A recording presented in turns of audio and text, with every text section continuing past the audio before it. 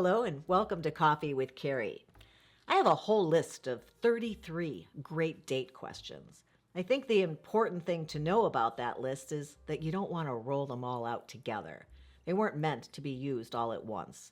You want to meter them out slowly over time to get to know this person better. One on the first date maybe, two on the second date. You can gamify this or make it a fun little interlude to get in a few, or just use one if you feel a conversation isn't flowing as you would like. Hey, I wrote down these two great questions I saw and I'd love to hear your thoughts. That's maybe a way to introduce one on a first date. Aside from my famous list of 33 great date questions, today I'll give you questions that are just perfect for a first date. And the reason they're perfect is because you're truly interested. You want to know the answers to these questions, so your curiosity will be authentic. I mean, you're trying to figure out if you're a match with this person, so you have to learn some basics to make that determination, right? Well, then let's talk about some of the more important questions for you and the ones you would really love to have answered on date number one. That's at all interesting? I hope you'll stick around because that's what's on the agenda. Let's be logical here. What are the things we need to know off the bat to know if we even want to have date number two with this person? They could be highly attractive to us. We could feel crazy chemistry with this person. But if this one thing isn't aligning with how we feel about it, or with how we want to live our life, or with our ideology or lifestyle or upbringing, we know this relationship just isn't going to make it long term. You probably don't have to ask yourself what this question is because you probably know. It's your thing, and you're aware of it, so I ask you, what is the one thing for you? What is that value, quality, or moral imperative for you? Have that figured out? Great, because that question is number one. Unfortunately, you're on your own here because I can't answer this for you. I don't even know what it is, but I can give you a couple examples of how to turn that desire to know into a question. Example number one. Let's say this person just has to be Christian like you are. It's one of your top 3 priorities. It is sometimes for clients of mine. And also it's a deal breaker for you if they're not. Your belief system is something that must align with a partner's because there's just no wiggle room for you in this regard.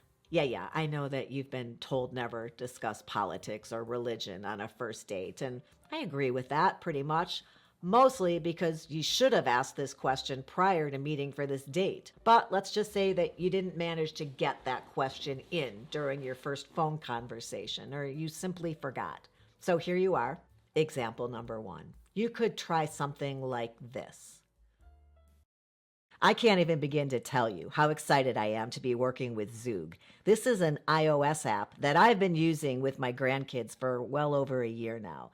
It is so fun and creative and clever and a really fantastic way for me to stay connected with the kids despite them being a whole plane ride away. Zoog supplies you with a huge and growing library of stories, songs, jokes, and educational videos, and all you have to do is to read or sing along. Zoog does all the work to make these videos really come to life. They give you a virtual background, costume and wigs and virtual props. So I reached out to the folks at Zoog a couple weeks ago to ask if I could offer it to you with a discount code, and they said yes. So if you're on a computer now, just use your iPhone to scan this code here, or click on my special link in the description box below so that you'll automatically get 30% off. If you haven't downloaded Zoog on your Apple device, you just have to do it. Use my link though to get the 30% off and a free trial if you need it. Your family is going to love Zoog as much as we do. I promise you, I don't use Zoog because they're a partner.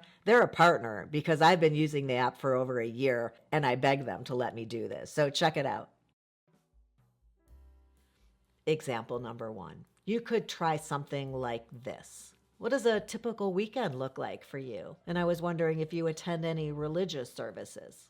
Number 2, can you share a story with me about growing up in your family? And then as a follow-up question, ask, did your family attend church together?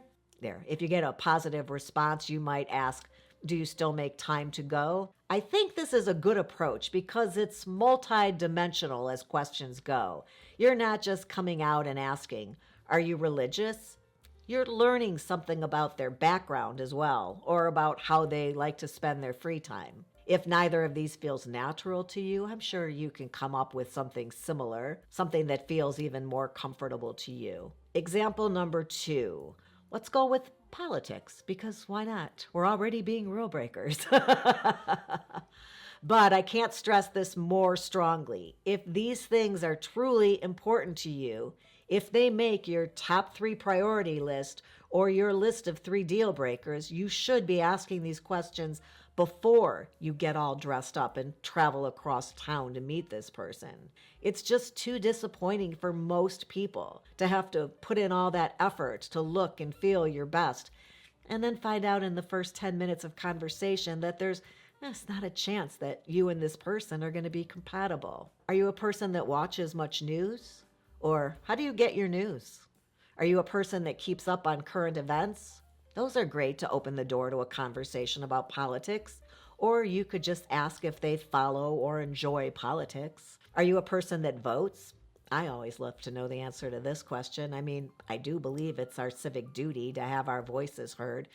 In fact, I should probably remind you to make sure that you're registered to vote next month. Based on where we are currently, you could certainly say something like, the political ads this time of year could drive a person crazy. Have you been harassed by them lately?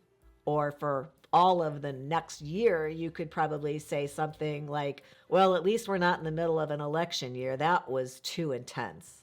You've opened the door, and I would probably, being me, wait to see if they wanted to step through it to discuss politics. I'm sure I'm influenced by knowing that it's bad manners to discuss politics and religion on a first date, but also I don't want to seem confrontational on a first date. I think with someone who's like me and would be compatible with me, they would take that leap and have that conversation with me.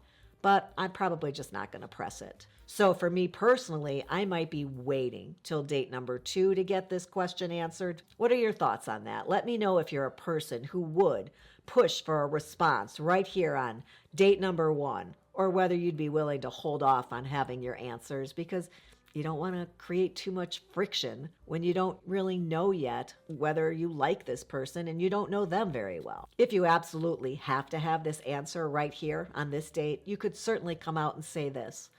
Politics are pretty important to me, and I forgot to ask you when we first spoke, but where do you fall on that political spectrum between liberal and conservative?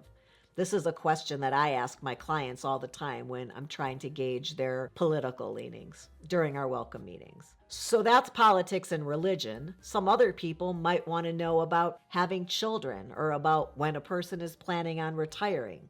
Correct me if I'm wrong, but I thought Janet said that you're still working right now, yeah? Did I see that you're still working on your dating profile? Yeah, great to have somewhere to go if it's something you enjoy. Do you have a plan on how long you think you'll enjoy doing that? Retirement. Do you have a timeline in mind as to when you'd want to become a parent? Or do you want to become a parent? I guess I should ask you that. And then there are things you're going to want to know where a question isn't really going to cut it. For some of us, this most important quality might be kindness. Seems rather pointless asking, so do you think you're a nice person? But we can gauge kindness in a first date situation by simply paying attention. Maybe by good manners and the way that this person treats others. This will give us a big clue. So we don't need a question, we just need to be observant. So imagine being seated for a beverage and an appetizer, and your date saying something extremely rude to the busboy. Maybe to the host or hostess too, and then to the waitstaff as well. Thank you. Thank you for telling me who you are. Thank you for showing me who you are. But then what are you going to do with that information, right? How are you going to sit there for an hour and a half knowing that you'd never be dating this person long term? Well, first of all, you can make a mental reminder for that. Some things you can ask questions beforehand, and that would save you this unfortunate type of a date. And I hope that I don't even have to mention this, but I will anyway, because I want to be sure that we're on the same page with the fact that if your date doesn't live up to your expectations, that doesn't mean you're getting up and walking out on the date. It just begins to inform you about who this person might be.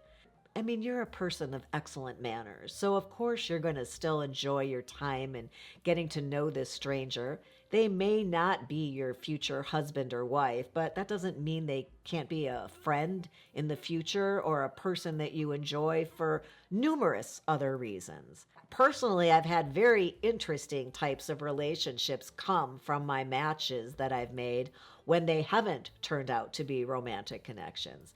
Really, really interesting things have transpired when love hasn't been the final outcome of my introductions. One couple that comes to mind I introduced out in the Bay Area in California, and she taught a race car driving class. He was a multimillionaire who didn't fall in love with her, but really enjoyed taking her class. I also think about a plastic surgeon out in New York who didn't find romance with the gentleman I introduced her to, but both of them loved opera so much and didn't have anybody else who did in their lives that to this day, probably 7 years later, they meet up every time a new opera comes to the city to enjoy that together and then have a drink afterwards to discuss it. There are going to be lots of qualities that you want in a match that you can't simply ask a question to find out. You simply have to put in the time and spend time with this person to see them in different situations. That's the reason we date people multiple times before we decide whether they're right for us. Are they trustworthy? How would you know after a first date?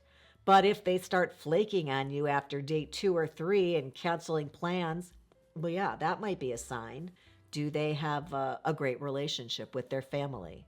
Well, if you haven't heard them speak about them after a month of dating and then the holidays come and go and they didn't even see their family, can't date a vegetarian? What did they order for the appetizer? If it doesn't have meat, oh, are you a vegetarian or a vegan? Talking about what they like to do is certainly going to give you insight as to whether they're a person who's very active or more sedentary. You're certainly free to ask whether someone's an introvert or an extrovert and how they feel in large or small groups of people. But if it's important to you that they're honest, you're going to have to give them the benefit of the doubt until you have an example of dishonesty. What about compassion? That's not askable, but you're going to start to see signs as you watch them throughout the evening interacting with you and with other people, and maybe get some clues through the stories that they share with you. I know, it's a lot of work dating. You've got to be on your toes and paying attention, but there's a pretty big payoff in the end if it all goes well over numerous dates, right? All right, I hope you found some of these questions helpful and maybe they inspired you to create some great questions of your own for your next first date. Maybe you'd like to check out this episode next. It's about the 7 questions you should ask yourself, but not until after date number 3. Hey, before you leave, could you please give my little mama the thumbs up she's kindly requesting and hit the subscribe button so that we might hang out again sometime soon? I'd appreciate that. Until next time, thanks for being here and have a good one.